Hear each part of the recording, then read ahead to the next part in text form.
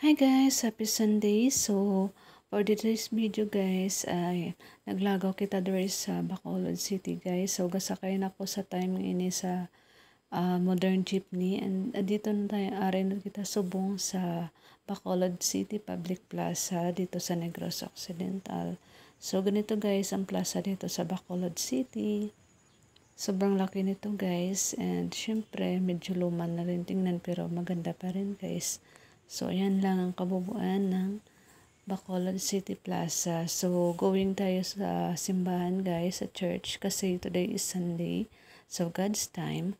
So dito na tayo sa loob. Ayan guys, bumili tayo ng kandila para magsindi at dito na tayo guys sa loob ng simbahan para makuha natin yung bless ni Papa Jesus sa kabuhi natin. So, ito, ari na ako dari subong guys sa sulas ng simbahan.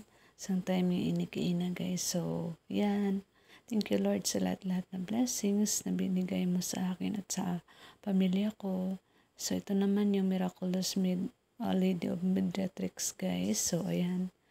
Nagpunta ako dyan. So, pauwi na ako niyan guys. So, yan lang ang vlogs ko for today's video.